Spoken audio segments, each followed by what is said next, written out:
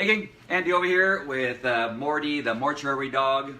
This is part 6 of our training with Morty.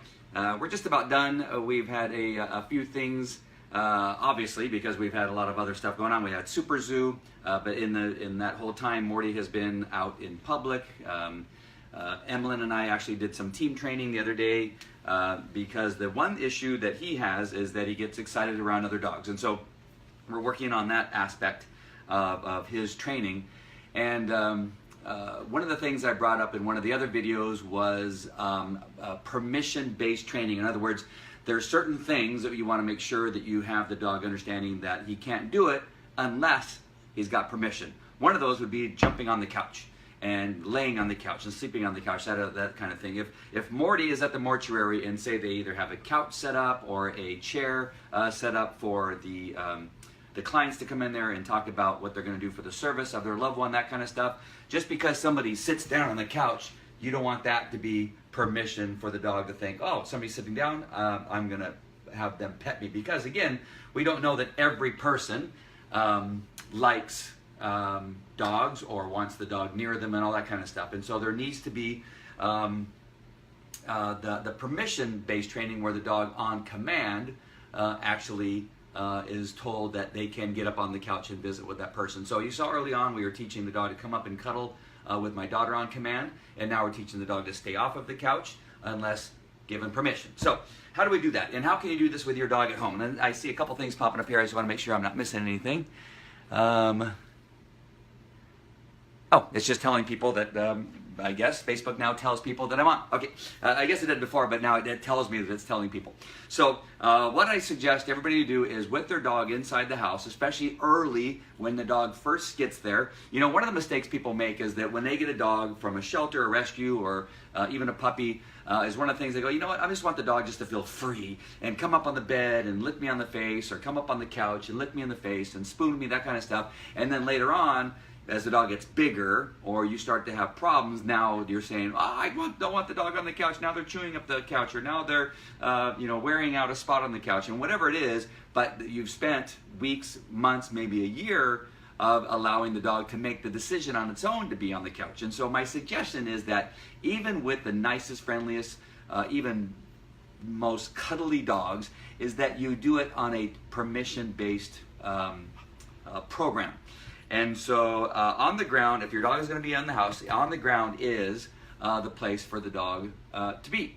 And when you want later on, then you're going to give the dog the permission. So I suggest having a leash on the dog while you're in the house with the dog. You don't necessarily want this to be something that you leave on the dog when you're not there, because it can get hung up on stuff, it can get stuck underneath the couch, the dog can panic, and a whole bunch of stuff can happen. But when you're at home, and when you can keep an eye on the dog, you have the dog on leash. And for instance, this is our television room, and so we're sitting here on the television maybe, and the dog is sitting there. Hope you don't mind I'm barefoot. This is my barefoot training inside the house.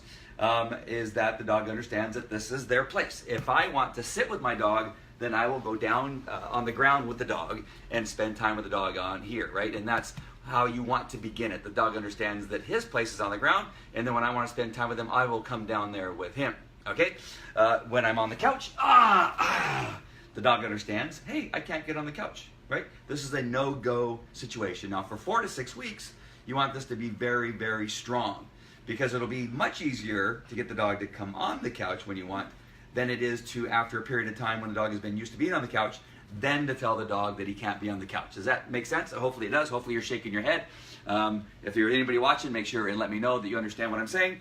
And so once you have this, where this is all kind of like, I'm not encouraging him, but I'm doing stuff that the dog can get kind of encouraged just through my action about talking and that kind of stuff, being very annoying. And the dog can think, well, he must be telling me to get up. But no, those are not the commands to get up onto the couch. We'll give that one later on in a future video. All right, so let's bring in a little bit even more of a magnet, right? So we've only done one session. And if you see this dog, he may fail or he may forget. But if you see this dog jump on the couch, we've only had one prior session and the dog needed to be told not to do it twice. And why this is possible with this dog, especially this dog who has a lot of energy and a lot of desire, is because we laid the foundation of basic obedience. The basic obedience foundation is key to going on and doing other types of training, whether it's in your house, or it's as a therapy dog, or it's out in public on your walks, that kind of stuff. When you start to do other things other than those 5 basic behaviors and the foundation-based training, if you've made those solid and your dog understands that it must must get permission to go out the door when the door is open. As you're coming back in, the dog must wait for permission to come into the house. When you put the food down, the dog must wait for permission. When you lay those things in addition to the 5 basic things in your foundation, everything goes much faster. So I'm telling you, just about maybe a half hour ago, I told the dog that it can't be on the couch. Get it. Nice, very good, good decision. Nothing harsh was done. Now we let the dog know that playing with the toy on the ground is perfectly okay, right? So the dog understands that black and white, not on the couch, even when the toy gets up there, even when it gets thrown up there by one of the children, right? Even if one of the kids are up here, it's not allowed to come up here on the couch, right? Right? It's not allowed to come up on the couch. Oh, nope, nice, nice, good, nope, good, nice, so good. The dog's paw hit the top of the couch and he bounced back and said, nope, I'm not supposed to do that. And now we threw him the toy, let him know you made a great choice. You made a really good choice. And I'm going to show you made a great choice by giving you what you want, but in the place where you can play with it. And that is clear black and white training, right? Clear black and white training for this dog. Look at this dog just staying here. He's not going on the couch. Oops. Went too far. All right, so now you're going to say, well, he's doing that just because you are sitting there. Well, then the next step is then to move away and then put it on the couch from a distance so that you're not sitting there, and now because you're sitting there, maybe the dog won't do it. You want to then test it, not test it too far. Don't go crazy and go outside and throw the toy on the couch. No, don't do that. It's just you're going to change positions so that the dog understands that this is just a no-go zone. It doesn't matter where you're at, what's going on. It doesn't matter if the thing's sitting right up here, just all nice and pretty. The dog cannot touch that toy, because in order to touch that toy, he's got to put his paw on the couch. And he needs to know that that is not acceptable, right? And how, again, do we do that? By laying a firm foundation of obedience first, and then being clear in our message, right? If we don't want the dog on the couch, we don't even want his paw on the couch, right? We don't even want him to put his no. See, there was a good one, right? So he must know that he can't even put his chin on the couch.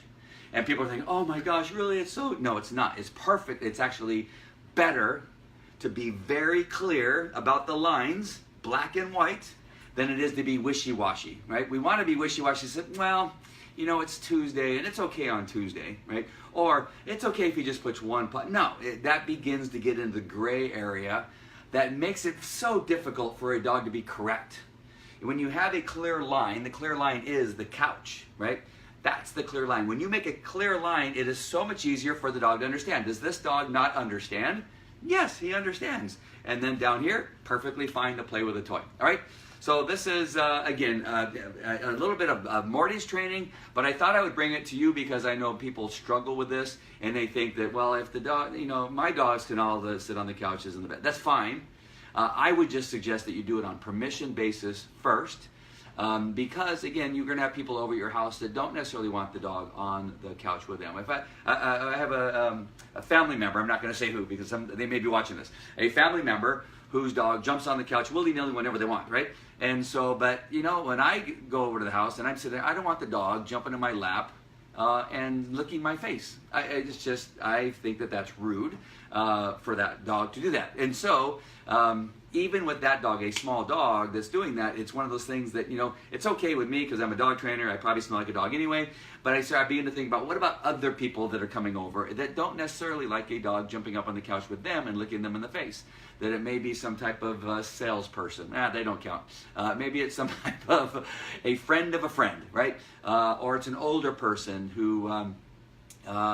is just maybe frail or something like that they don't necessarily want this dog jumping up on their lap and doing that kind of thing, right? And so it's times like that, right, that we want to make sure that we train our dog for those moments. They may not happen all the time, but it really is really good training, and it really is important for not only a dog. If it's important for a dog and it's important for a child, then it must be really, really important for the overall relationship between you and your dog or you and your child, right? That there's these rules and boundaries, and then you make sure that it's understood that there's some things that you can do, but it's only based off of permission, right? The ground is a perfect, great place for this dog to be playing with this toy, but not on the couch.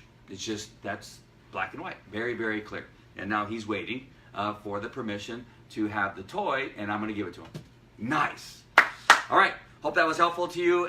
Make sure and give me your comments and let me know what you think. And I'm open to all your comments. All right. Hope this was helpful. Sorry I'm yelling, but I'm not using my mic today and wanted to make sure that you can hear everything that's going on. All right. I'll talk to you later. Bye.